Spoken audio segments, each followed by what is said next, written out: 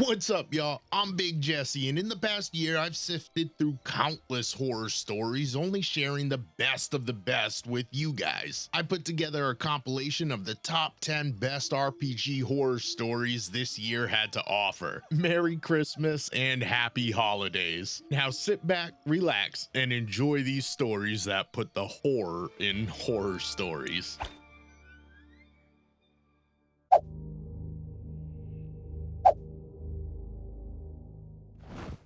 Imagine sitting at a table being part of a campaign where all of your decisions get made for you. Your backstory gets adjusted to appease a power tripping player with main character syndrome, and that same dude throws a temper tantrum and forces you into a PvP battle. Well, imagine no more, because that, along with plenty other horrors, happen in this story. But even with all of that, this story still has a happy ending. I mean, unless you're not a fan of problem players receiving some well-deserved karma. Oh man, this has turned out to be one of my favorite stories, but without further ado, let's get into it.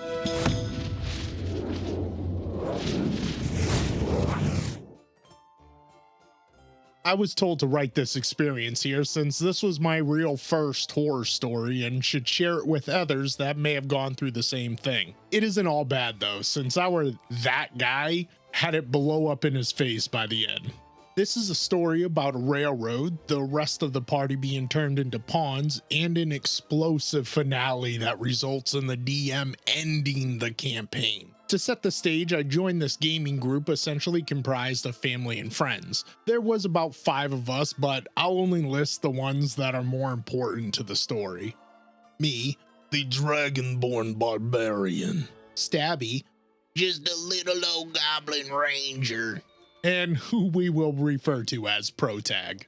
It is me, the almighty human paladin. Ah ha ha ha ha ha ha. We've all played D&D before, but only Protag and myself were what I'd call veterans of the game. I hadn't played in an in-person game since 2020, so I was very excited to be a part of this one. The game starts off normally enough. We all introduce our PCs and the party gets a rhythm going. I would honestly say these intro sessions were great, lots of roleplay, team bonding, etc. But it all changes when the paladin's backstory kicks in, and now Protag is some chosen one of his holy order. We all don't think too much of it at first, but over time, his story ends up overshadowing everybody else at the table. He gets crowned the leader of our troop, had a story beat in all of our backstories, and important enemies who were described as near death 5 rounds ago only go down on his turn. Some were even backstory villains that had nothing to do with him, yet it seemed like every encounter was catered for him to deal the final blow. Since we were playing in a setting largely comprised of humans, Stabby and I were often made to work harder or secluded from RP sessions and meetings with important NPCs. As the story progressed, we even had to pay more for potions and items unless Protag was with us. Only him. Not any of the other players who were also humans. Now let me explain. I don't mind a setting that has these kinds of social dynamics in them. In fact, I find them interesting. I can understand if there are injustices in a D&D setting, since most DMs do this so PCs can make a difference outside of combat scenarios. But since we were at the whims of Protag, who was more focused on his own power, we never really got around to those out of combat opportunities. He would even use this world building footnote against our characters later when he felt we were stepping out of line. How dare you? I tried to just roll with it since I was getting an in-person game and half of the people were my family. I didn't want to ruin it by being a mope. I mean, I had already kind of checked out due to all the sidelining, but Stabby, my cousin, was getting sick of it. She started getting a bit more vocal about the favoritism. This may have provoked Protag to lean further into his ego, as he didn't appreciate her criticizing his arc. It's a bit late, but now it's here that I should mention that Protag is the friend of DM, who in turn is a friend of my other cousin. Before this, half of us didn't really know him. It's my belief that Protag's behavior only began to change after he got more comfortable with us. So at this point in the story, it was just a bit of a drag, but as time went on, things got a whole lot worse. Protag got crowned as king of a new nation that he formed. Now, if everyone was a side character before, we were all pawns now. Barely any of us got any time to do anything significant outside of roles, as much of the RP was taken up by Protag. The rest of the party had already given up on our backstories, which honestly was the most depressing thing about this so far. We were nearing what I'd call the end boss of the mid-arc. The party had just dethroned an evil wizard king, and Protag was doing his Protag screen time interrogations. Most of us were checked out since it had been about 8 minutes of just the DM and Protag talking when the DM suddenly made the Wizard King try to kill one of the other PCs. This was meant to be an epic in-game moment, I presume, but it would end up being the catalyst to the campaign's end. One of us tried to counterspell, but it was too high of a level and they failed the roll. So in turn, we asked what the spell looks like, and it was described as something along the lines of, you all know it's power word kill. So what do you all do? This is the voice that I decided to give this DM, and by the end of this, you all will understand why. Now we're all paying attention. DM lets us roll initiative to try and RP our way out of this. Kind of like a slow motion bullet time intervention. Stabby ends up rolling the highest. She quickly knocks an arrow, pulling the string back and lets it fly, hitting her target, and the Wizard King is dead. We all start to out of game celebrate because this was the first boss kill she'd gotten since forever. But Protag suddenly marches his paladin ass up to Stabby and says, "You fool!" Now, we're all shocked by this. Then suddenly, the Wizard King rises as a lich due to some magical stuff, and we have to run for our lives. We escape back to Protag's castle, where he's going off about how you royally screwed up my plan.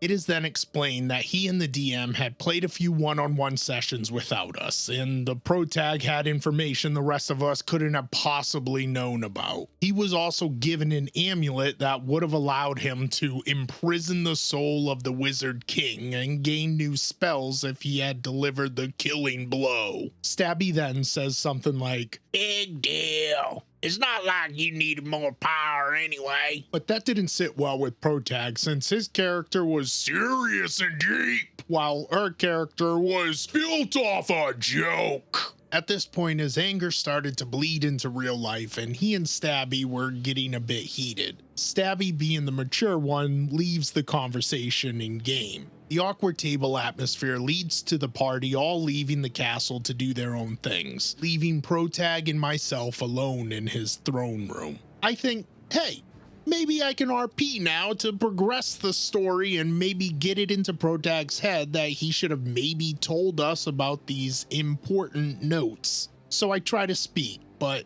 he is having a hard time calming down and dials it into his RP. He calls us all useless and keeps on moping about his now missing power-up. I try again to reiterate that, if this was so important, why didn't you tell us? And that is when he attacks me. Yup, just strikes my character, saying something like, "I am king, I owe you all nothing." DM is a bit shocked, but allowed it. I think it's just a one-off, but nope. He's taking his annoyance out on me. So I make my barbarian rage and I try to flee, but he uses some magical stuff and locks the castle exits. The other players are trying to act now, but Protag says, "You all left. There is no way you know what's going on." I suggest we end the game here, but Protag forces DM to continue since he is having fun again. So I just keep running, trying to survive while locked in with this overpowered chosen one chasing me throughout his castle. I briefly think of just letting him kill me so I can drop the game, but then I remember something important, something that could change the course of history within this city, this region, this world even. Something that could force this arrogant king to face his own mortality. For this, we have to go back. A few sessions ago, we had stopped a band of pirates from blowing up a port. Protag had taken all of their gunpowder in order to try and homebrew some new firearms for his army. I knew right where it was. I ran straight to the cellar, hoping that he'd follow me. To play it up, I leaned into the fact that my barbarian was half health, and I said, I go to the cellar and I tried to hide. It isn't long before Protag corners me in the cellar and starts to repeat this mantra he always uses whenever he's about to kill a big bad. I use my turn to stand up to my full height, activating my Dragonborn's chromatic warding, raising my chin, looking him square in the eyes as this frightened look fades and is replaced by this snarling confidence as I say, I am only going to say this one last time. Back down now. Just jumping in real quick to say, if you're not subscribed, subscribe. It's free. All right, let's get back at it. He uses his turn to RP some random on-the-spot reasoning as to why his character is suddenly being so violent against mine, leaning heavily into the views this homebrew world has about non-human species. Now, at the table, I'm pretty chill about this, so he thinks it's no big deal that he's going to kill my PC. He asks me if I'm ready to roll a new character. I even have suggestions on what you should bring to better blend with my kingdom. Oh man, I know it's coming. And oh, what an arrogant prick. Ah, shit. Anyways, his next turn, he attacks me. I'm barely alive due to barbarian rage at this point, but it's all I need. On my next turn, I use my breath weapon attack on the room and light up the cellar full of gunpowder, making sure not to avert my gaze so that it is my dragonborn face that is the last thing this arrogant king sees. Now, in the previous session where Protag had gotten his gunpowder stock, Protag had ruled that each exploding barrel was equal to one fireball spell, which the DM allowed. Realizing now that all his barrels were lighting up in his face, he tried to rule that they're more they're more akin to alchemist flame. So I mean, they totally don't do they don't do that much. So on with the fight. Okay, I added a little bit there, but fuck, I love that voice. It's so stupid. But with me and the other players having a laugh at the whole experience, we forced the DM to stay true to his previous ruling. The DM nervously looked to the Protag and agreed. And so the dice began to roll, baby. Now he collected 50 of these things, which are all essentially base level fireballs. At max, both he and I would be taking a total of 2,400 fire damage, and at worst, 400 fire damage. Even with his magic items that halved spell damage, there was no way he could survive this, especially with us only being level 8. I, on the other hand, being a red dragonborn who had activated my level 5 chromatic warding feature, was outright immune to fire damage. And that was that. Protag was dead.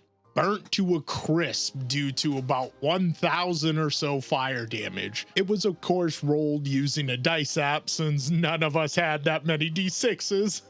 I stepped out of the burning hall like a corny action movie and the DM promptly ended the session.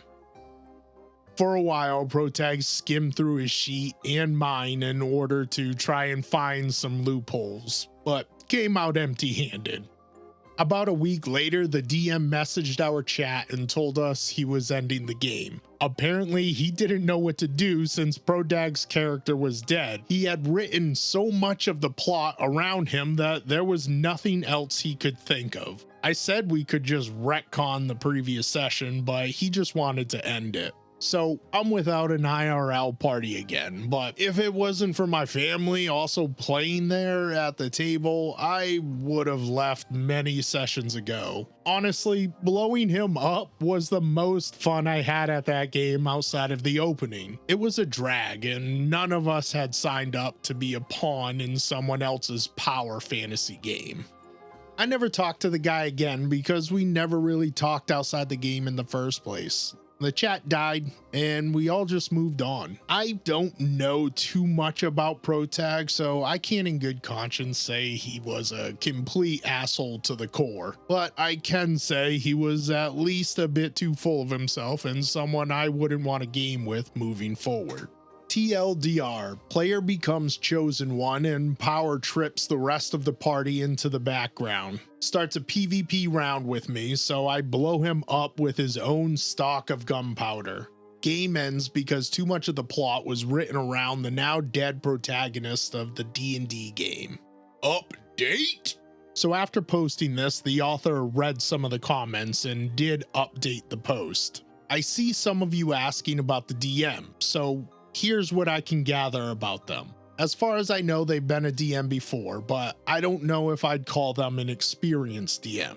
I think the main issue here was that the DM was a bit of a yes man when it came to their players. I remember someone asking something like, so when is the protagonist's arc going to be done? And he said something like, soon. But yeah, it never really ended. In the end, I think it was just more of a lack of self-confidence to deny any of Protag's wants. I do wish them the best though, since the start was promising. They just needed to develop a backbone when up against aggressive players.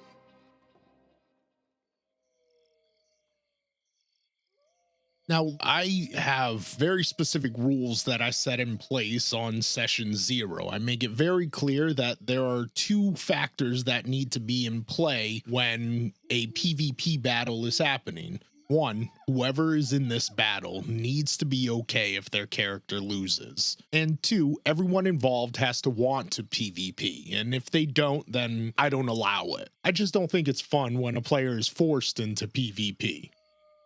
This story is packed full of elements of horror, and it really is honestly one of my favorites, but I love any story where someone gets their just desserts.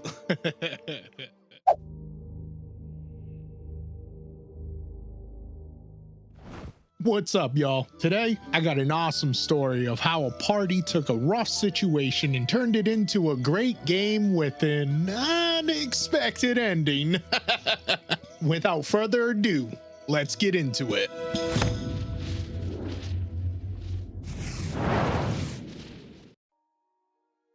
I am new here, and this may not count as a horror story, and looking back, we might have been the horror players.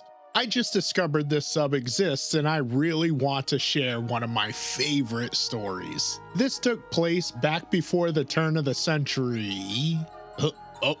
You know, way back when. My friends and I were still in high school at the time. We were playing AD&D, Vampire the Masquerade, Immortal, really anything we could get our hands on. We had short attention spans, so most of the time we'd play a game for a few months, get bored, and change it up. We all took turns DMing, so there was a constant desire to try something new and no shortage of opportunity. This story takes place at the start of a new AD&D game. We go over to our friend's house. Let's call him Eric. We all love Eric. He is a great person, but not the best at DMing and really not a great role player. He has the imagination, but he gets on these power fantasy trips where he wants his character to be almighty with godly powers and gets truly upset when his character doesn't quote unquote win or isn't the best. Despite all of this, we play because Eric is our friend and we do love him. Eric gets up from the table where we're poring over tomes and making characters to get snacks or go to the restroom. At this point, he's already told us the basics for the story. We three will be led through a dungeon he created by his OP NPC, a paladin who is at least 2 levels higher than us and decked out in ridiculous magic gear. There is no point for our characters to really be there. This guy could potentially solo the dungeon. Me. I hate it when he plays these characters. It's not even an NPC. Sam, who is easily distracted. Shut up, man. Let's just watch a movie. Greg, who is not the devious kind. I think we should just kill his character. Dang!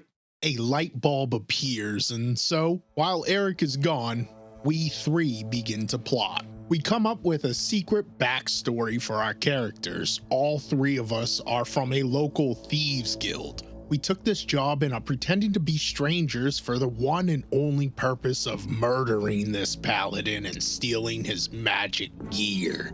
I play the traditional rogue. Sam plays as, oh man, I'm totally a thug fighter.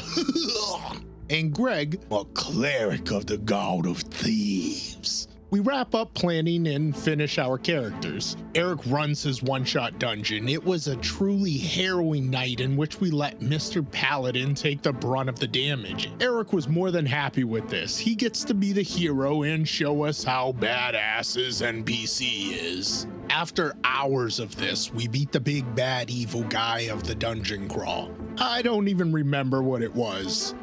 We were at a fevered pitch because we knew where this was leading. We RP'd our little hearts out and even dropped hints throughout the game that we may have known each other or have histories beyond meeting that night. Eric doesn't notice as he is so wrapped up in being better than our characters and ever so slightly rubbing our faces in it.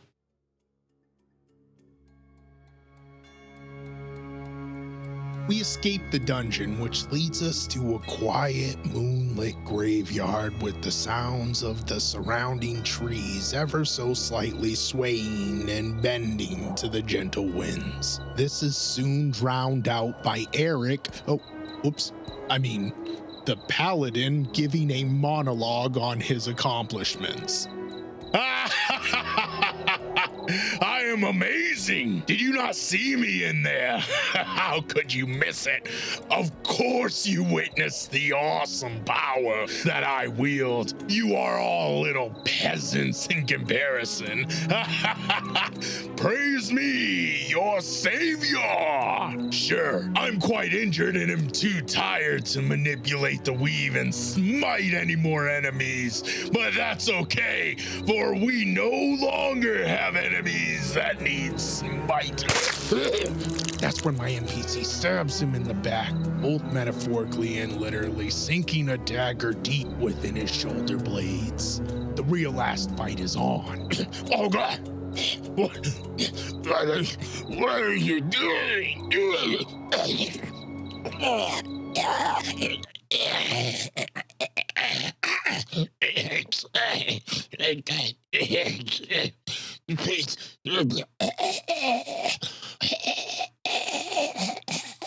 I'm dying. Eric is shocked. We jumped the paladin and almost dead. Okay, I'm dead. Last breath. All done? Okay. We jumped the paladin and slaughtered him. Hey guys, if you like the story so far and you think that I've earned it, please consider hitting that like button. Also subscribe. That way you don't miss any more of my content. I mean, you're just gonna subscribe in like a month from now anyways, and then you're gonna look back on it and be like, oh man, I wish I would have just subscribed a month ago because then I would have gotten all these videos immediately. Anyways, back to the story. My, oh my, if I were to be peering from the outside at our group, I would have to believe that we were the finest group of thespian actors in the land. Didn't even see the portrayal coming, man. All right, I almost forgot I knew you, Tosses. We like totally slumped that dude. Yes, my fighting friend, that paladin did drop like a sack of potatoes. That was totally awesome. That was pretty awesome, wasn't it, bro? Praise the Lord for allowing us to guide him into the light. So what you're saying is your God guarded my dagger right in his back, did it? I guess it kind of like totally did, didn't it? Guess so, bro. Man was mad. What the did he think he was anyway? I do believe he thought he was some kind of righteous hero, warrior, brother. And he thought we were the hairy bullocks just dragging all the four on him. What a wanker. We stand over the body, divvying up the loot as our characters begin complimenting each other on our fine acting and talk about heading back to the guild, leaving the paladin's corpse to rot. Eric was distraught. He was furious. He argued that we couldn't, that we shouldn't, until he finally broke down and started laughing. We played his game that he rigged and we won. I was proud that he took it so well. We had many truly wonderful adventures after that, but those characters never made another appearance. They served their one and only purpose, to deliver a big slice of humble pie. I did not foresee this ending with everyone at the table, including the DM, laughing, turning this potentially bad game into everyone having a good time at the table. I never think that it's a good idea to have player versus DM, but in this case, I can't really say anything against it because at the end of the day, they all had fun, and that's all that we can ask for.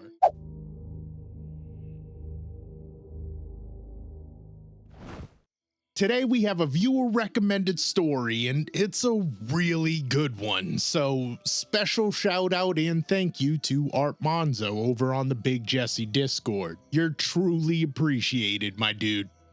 Now, creating a new character and diving deep into a backstory to fully flesh out their history is one of the aspects that makes this game so interesting and immersive.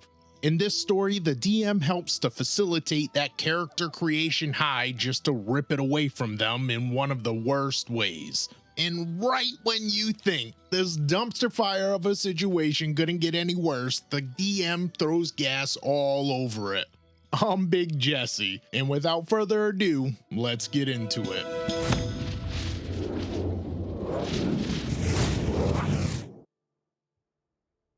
I've always had a lot of friend groups to choose from to play D&D with since so many of my friends were met via D&D club in college. I bounced between groups focusing on playing in just one at a time, and as such I'm eager to try playing with different people to really experience other players and play styles.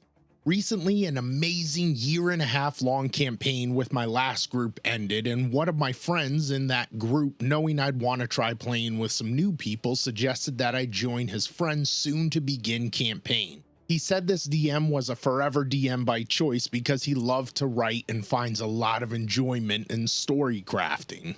A couple other members in the same current group backed up this claim and said they played under him before and he puts tons of work into making expansive homebrew worlds.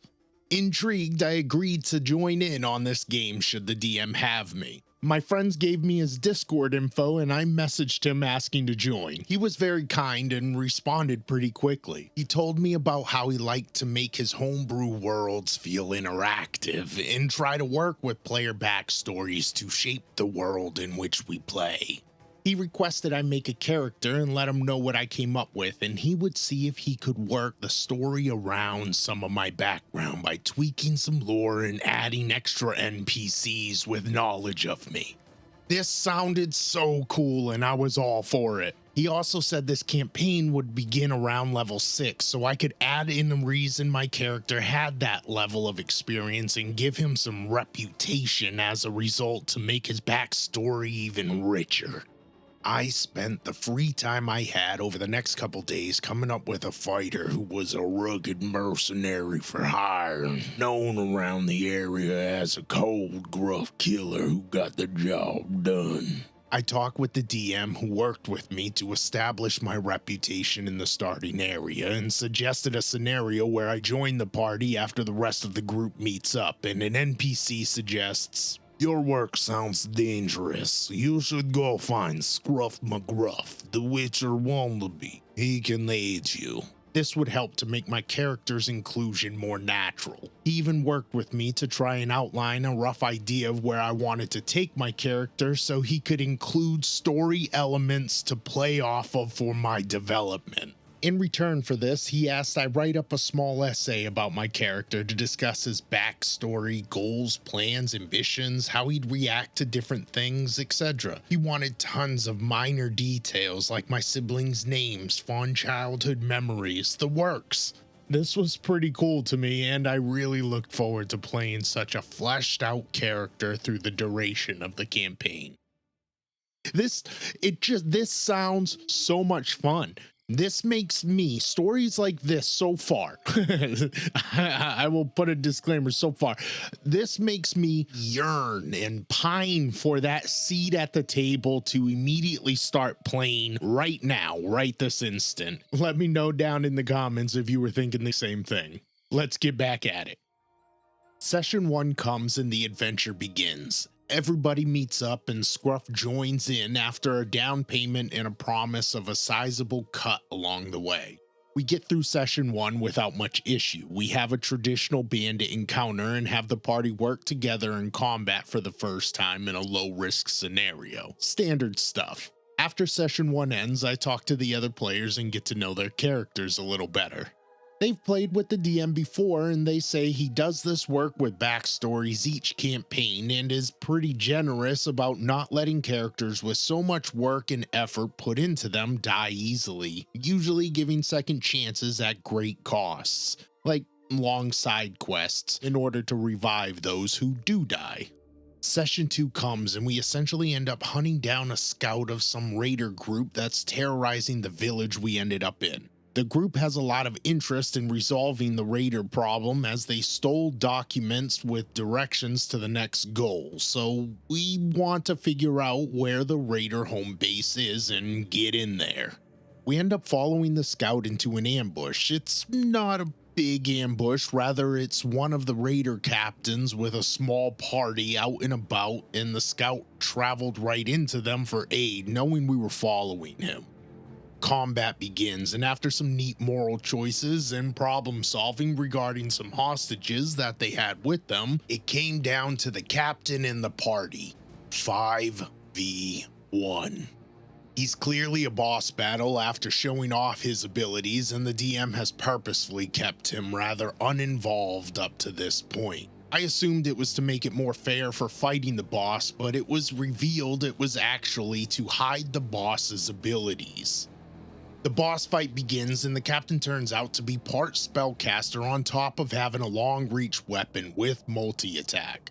Being the fighter I am, I was front and center initially, and I took his insane combo of God knows how many d8s and damage on melee, and the DM made multi-attack more into any 2 attacks, so I got hit by a follow-up ice spell for another insane amount of damage. I'm pretty sure it was like 4 to 5 d8s for that spell. At this point, I'm a 6th level fighter reduced from nearly full to 2 HP in a single turn. Naturally, I take my turn to disengage and get 15 feet away behind our barbarian and ranger meat shields so that I can recover. You'd think that this would take me out of focus of the boss, right?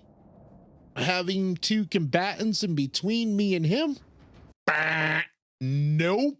On the boss's next turn, he made a ranged spell attack against me, completely ignoring the other characters, which of course made me unconscious. His second attack that turn was another ranged attack on the unconscious fighter behind other active combatants. Next turn, what do you know? He goes out of his way to round my teammates and hit me with a melee attack, killing me instantly due to melee critting on unconscious targets automatically and filling out my death saves. At this point, I kind of just went silent and contemplated if the DM was targeting me because he didn't like me or something, and I figured I'd wait to say my piece after combat. During the course of the fight, our ranger, a long-standing player of the DM's group, also died in a similar excessive focus fire action. Combat ended after that, and the party just kind of stood over our bodies. We had a player with Revivify, but being starting adventurers at level 6 in the middle of the woods, we had no diamonds. Confused, the party just kind of mulled there, waiting for the DM to say some NPC walks up to help or something, but nothing. They haul our bodies back to town and start asking around for an advanced healer. Maybe this is a plot point to get us to interact with some powerful healer or mage. Nope, nothing. The session awkwardly ends with us being buried, and after some silence, the DM says to me and the former ranger, "Make sure you guys message me tomorrow to start planning your new characters," and leaves the call after some immediate small talk to go to bed. Being confused, I ask the group about it, and they say it's the fastest they've ever seen a character die in DM's game before. Just jumping in to say, if you think I've earned it, subscribe. It's free. All right, let's get back into it. I messaged the DM the next day, just kind of going along with making a new character. I was disappointed, but I really wanted to keep trying with this group. I suggested my next character just be a wizard who was out adventuring. The DM got upset and said, "That's a really simple archetype and goal. You should try adding more to it." After more talking, he basically told me that having a regular wizard is boring and you should plan around having a crazy backstory about how maybe you did some great magical sin, like cursing someone or seeing visions of great calamity that you felt you had to prevent. I was kind of put off investing a lot of work into another character after my last bout of backstory effort ended 2 sessions in following extreme combat tunnel vision from the boss. I tried to push back, saying I just wanted it to be simple, or that we can just give my wizard magical amnesia and the DM can reveal my backstory. That way I share the same revelation moments as my character, but the DM got frustrated and told me, "You have to write a good backstory to fit into the world." He left me with, "I need your 3-page character bio by game time on Saturday or you won't be playing next session." Then just promptly left the call. I was really taken aback by this, but again, I just pressed on. I built my wizard to be a utility caster to aid in getting out of dangerous situations with divination magic purely for fudging enemy rolls. I wrote a backstory about going on a magical pilgrimage searching for fell magic that stole my family, to which the DM approved. Next session comes and my wizard and the other new character, a monk, get introduced. The details aren't critical here, but we got led to another combat encounter in much the same vein as previously. This time from a shopkeep luring and trapping us to be assaulted by the raiders. And in pretty much the same way as last time, the enemies focus fire on the first player hit. This time, the barbarian, completely ignoring all other combatants until the barbarian is dead. At this point, the barbarian player goes silent and doesn't speak at all. The next target was the new monk, who, you guessed it, got focus fired on and died again. Combat ended one turn later and the monk angrily said, "What the fuck, DM? You killed me 2 sessions in a row. They literally focused on us to the point where they put themselves in harm's way just to focus and kill us." Well, what do you think they're gonna do? They see you have a cleric and they're gonna make sure you don't get healed and get back up. How would they even know that? Why would they even think that? I spent 6 hours making my ranger and you made me spend like 10 hours more making a monk story that fit the setting for you to kill them off in one sitting. Like, what the fuck? Then the barbarian says, "Yeah, it seems kind of bullshit that you had more than one player death per encounter, bro." Well, sorry that there's stakes and tension. You can't have a good story without actual consequences. About 30 minutes of arguing followed this, with all but one player berating the DM for forcing players to put in so much work to get killed in such a bullshit way. Eventually, I left the call and, surprise, no session was scheduled for next week, or ever. I left the Discord group and let it be. This was only 3 weeks ago, so I'm still unsure of the full fallout. TLDR. DM wants elaborate character ideas and requires multi-page bio and backstory write-ups for all characters, but goes out of his way to kill multiple character players every session.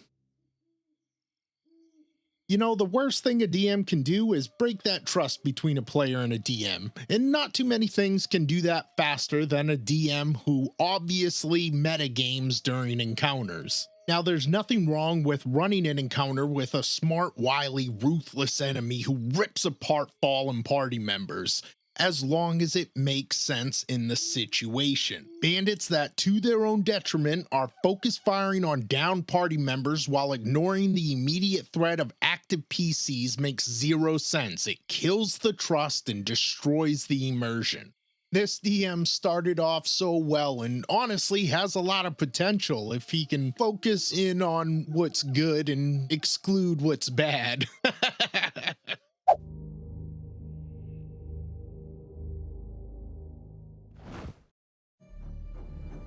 Traversing through this cave, they come across a creaky old rope bridge stretched across this large chasm.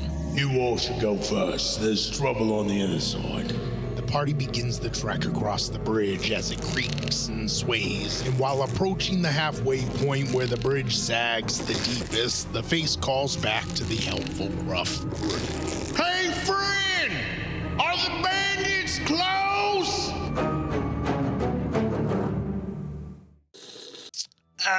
Let's get started, shall we? I'm Big Jesse, and today I got a weird one for you. Something that makes this game fun for me is when the NPCs that are presented are diverse and have different traits and personalities, occupations, and backgrounds that dictate how they're going to act in any certain situation. Now, what makes this story wild is the reaction from this party. They get weird. Now, enough of me talking about this story, and let's get started. Cue that logo!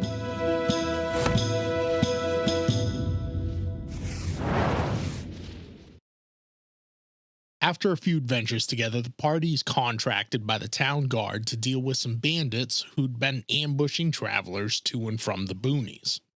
They begin their journey by making their way along the specified route. They eventually come across a camp of rough-looking guys set up in tents along the side of the road. As the party approaches, they catch the tail end of a dirty joke followed by the ruffians breaking out in laughter. This swamp donkey.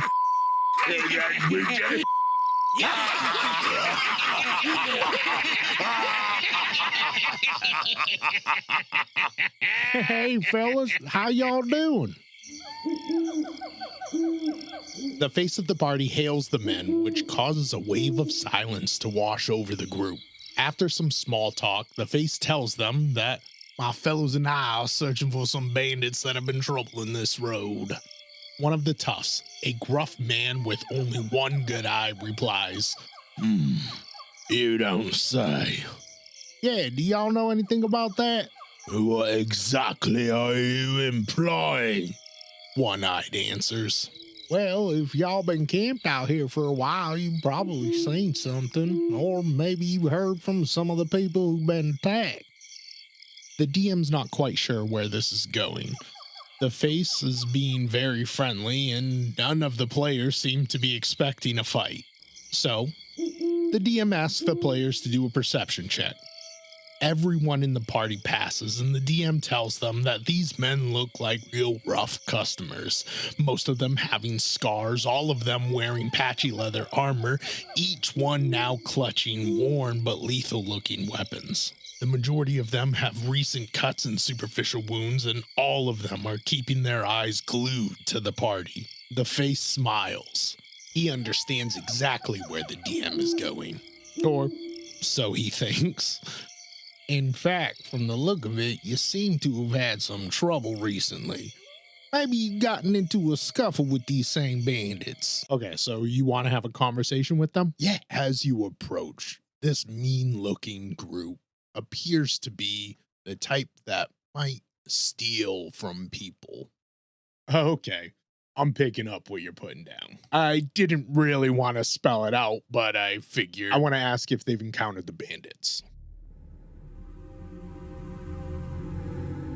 One Eye stares, says nothing, but he does look a little confused. You're not dead, so you obviously managed to drive them off. Y'all end up seeing which way they fled. Another member of the party jumps in and says, if you help us find their hideout, we'll gladly share the reward with you guys. One Eye responds to the party. Hold on 1 second. Let me just discuss this with the gents behind me. He then confers with his men out of the party's earshot.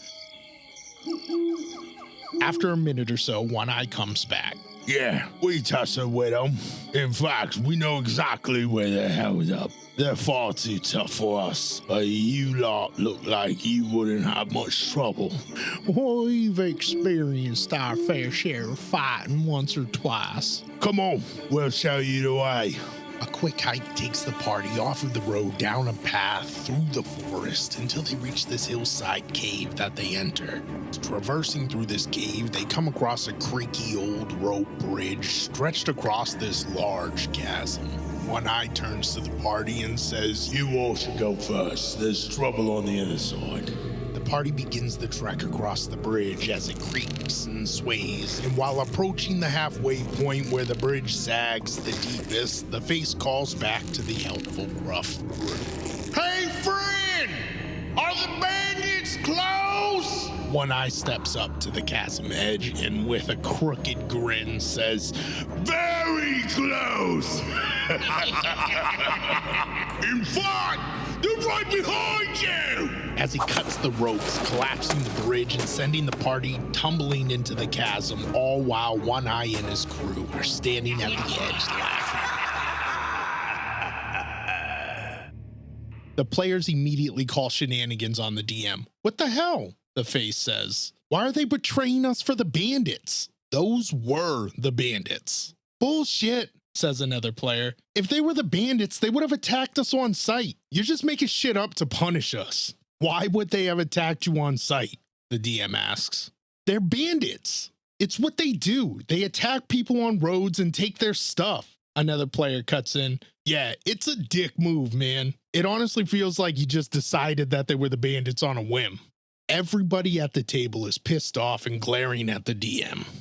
This party just suffered a catastrophic L and followed it with a colossal hissy fit at the table. These players are actually pissed off because the NPCs didn't act how they wanted them to act or how they expected them to act. I can't... Look, bandits are predators. They're not just going to attack the strongest, they're going to go after the weak. The people who travel this road are small peddlers and farmers. You're mercenaries with weapons, armor, and magic. They're not going to pick a fight with people like you if they can avoid it. Fuck off, you're just a shit DM. How are we supposed to know to fight them if they won't attack us first? You could have attacked them first, the DM says. You're working for the town guard, and they obviously are all the more reason they would have attacked us. The DM looks around in disbelief. He seems to be the only one at the table who finds it plausible for professional criminals to assess risk and exercise discretion. The DM quickly moves to the party, landing at the bottom of this pit, forgetting about any kind of fall damage just to mollify them, and this segues into a dungeon crawl to get them back to the surface. In the end, the players consider it a satisfying session, but to this day, they consider this incident to be a huge gaffe on the DM's part. They can't comprehend that a bandit could be anything other than an automaton who sees adventures and flies into a homicidal rage to shake down a heavily armored party for a few coins to buy dinner. Heaven forbid the NPCs be at least as intelligent as the players. First off, this wasn't a gaffe on the DM's part. Did a great job. He set up a fun game with NPCs that were capable of critical thought. I don't play this game to recreate scenes from Skyrim, and that's what it sounds like this group wanted. Having multifaceted NPCs in your games, it makes it more fun, it makes it immersive. That always makes a table session more fun, is when you can dive into it, and that definitely helps. All in all, he did well. I just it's mind-boggling that to this day, that's wild. Like, no, like the table is bad. That's bad. That's a bad table. The idea that to this day, they still believe that the DM fucked up is ridiculous. It's absolutely ridiculous. Oh man, I'm glad I don't have to deal with them.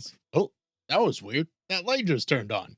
Anyhow, if you like this video, please consider hitting that like button and show me that I deserve all of the attention that I crave. It's not sad. What? Go ahead and hit this one. I think it's there. I think I'm going to try to put it. I'm going to try to put it right here. Oh, yep. Yeah, nope. It is there. Oh man, that's that is a beautiful thumbnail. Really makes you want to click on it, huh?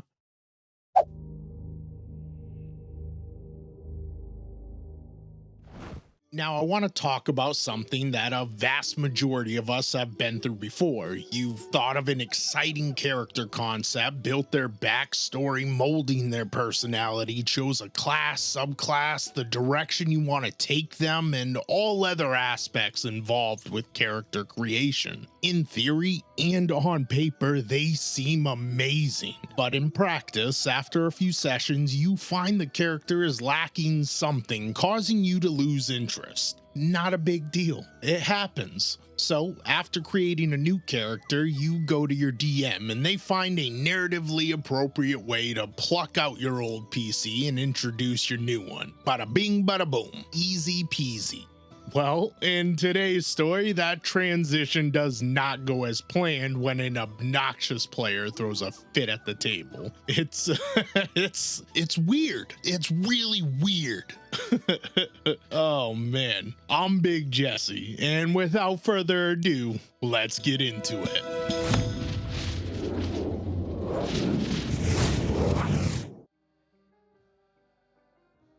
This was a story about a cleric who made my brain glow in anger, generating a new dimension. But before we get there, let me set the scene.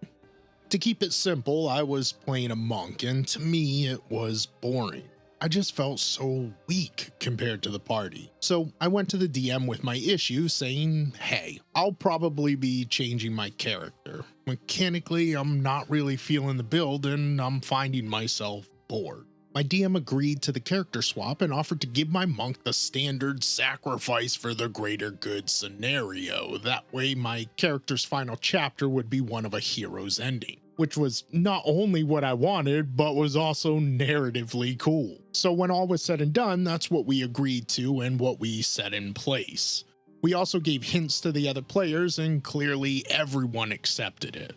Well, almost everyone. Now, everything I've told you up to this point was the foundation, the building blocks to the real tale I wanted to share with you.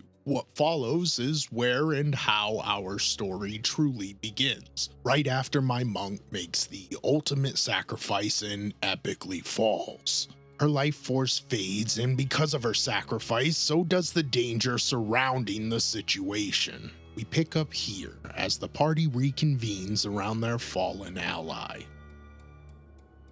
I will not allow our ally to fall in such a way. The cleric approaches the corpse and proceeds to revive her. In response, I tell him my character is not willing, which fell on deaf ears because no matter how I worded it, his response would be the same. That's metagaming. Your character wouldn't want that. This goes back and forth for far too long, almost an hour, until the DM pounded his fist to the table, gaining everyone's attention to tell the cleric no, the revive fails. This should have been the punctuation to end the conversation, the argument, but was instead followed by the cleric going on a rant. I won't bore you with the details, but the short form was, "What about your character's failings? I'll get consequences if I fail to revive her." I began to get upset because of the rude way he was speaking to us. I allowed my emotions to get the better of me and straight up said, "If you revive my character, I will kill her until you can't revive her anymore." We decided to stop the session at this point, giving everyone a chance to take a beat. Jumping in real quick to say, if you're not subscribed, subscribe. It's free. All right, let's get back at it. Fast forward to the next day, and I decided to start discussing my plans for my next character, a wizard that materialized fantastical objects to cast spells. I've wanted to play this character concept for a while now and was inspired because I'm a huge fan of witches. Although this was a new day and a new conversation, the cleric chose to pick up right where he left off, saying, "This is metagaming, because if you could create objects, you could keep selling them forever." and then followed up by saying, and I quote, "My character is divine. He would kill your witch for being demonic." "Oh, he would he, cleric? Please, do tell. How would your cleric know that this was a demonic witch, huh? Puzzles we have." That was that was a terrible Yoda. I'm sorry, you guys, but that sounds awfully like metagaming to me. I mean, if that were the case, if she was a demonic witch, which she wasn't. My character wasn't demonic at all, and why the fuck would I sell objects if it's just for flavoring or if my character was attached to them? Not including the fact that they're objects made up of magical energy, so it's not like she could just sell them anyways. At the end of the day, it's the DM's decision, and they decided to allow my character, which in turn made the cleric that much angrier. Even the paladin jumped in, saying, "Cleric, if you attack her PC for no reason, I will protect her. Besides, the DM said no PvP allowed." That's metagaming. As a divine warrior, you should support me. And another thing, no PvP is metagaming. My character doesn't know about this rule. Another one of the party members spoke up, saying, "Well, I'm a warlock, and my character will attack you, and that's not metagaming."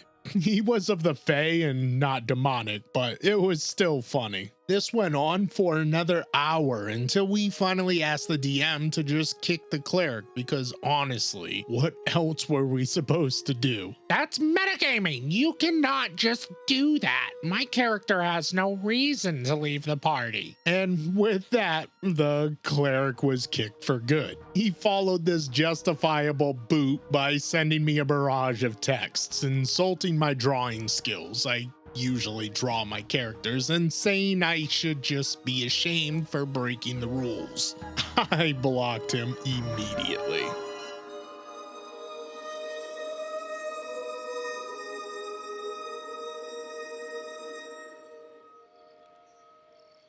Okay, where to start with this one?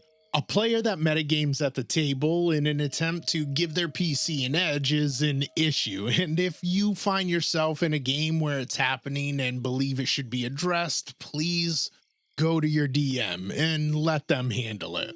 Part of the responsibility of being a DM is to handle situations like these. Just don't be this guy. Oh man. With that said, now hear me out on this one before you crit me in the comments. I do believe there is an acceptable amount of metagaming in every campaign. Nope, stick with me here. It could be the unwritten rule that the party works together, even if outside of the campaign the PCs would never team up with each other and it doesn't make any sense that they do. Or when the selfish thieving rogue splits party loot equally, even if they never have or never would outside of the group. Or that lawful good paladin not running to the guards every time the party breaks the law. Most of the time, metagaming shouldn't happen and is toxic at the table. A player that does it in order to give some kind of edge to their PC is shitty. But acceptable metagaming is done to ensure everyone has fun at the table and party goals continue to get accomplished. All of the metagaming that happened in this story, for the most part, fell into the acceptable category. Now, I might be digging my own grave with this one, but let me know down in the comments if you agree or disagree. Now, as far as character creation goes, at my table, I encourage players to flavor their characters however they want, as long as it doesn't change the mechanics of the game. That witch sounded like an awesome character concept, and with a guideline or two to ensure it wouldn't get abused or change the mechanics, I would have not only allowed it at my table, but would have celebrated this player's out-of-the-box creative flavoring. Now, what'd I tell you about that dude, right? Shit was weird. Editor Jesse here, popping in to say it's currently midnight where I am, and I really wanted to get this out for Christmas, as in right now. So as much as I don't want to do it, I'm turning this into a two-parter, and if you like these stories, you won't want to miss the rest of the top 10. So make sure you subscribe to catch the second half. Let me know in the comments what story was your favorite of part 1. Part 2 will be out very soon. Now, I'm not gonna lie, I worked really hard putting this together. A lot more went into this than I initially anticipated, but I really try to put out the best stuff that I can. So if you could leave a like in a comment, it would mean the absolute world to me. Merry Christmas and happy holidays. Much love to you and yours. Thank you so much for listening and hanging out. Later.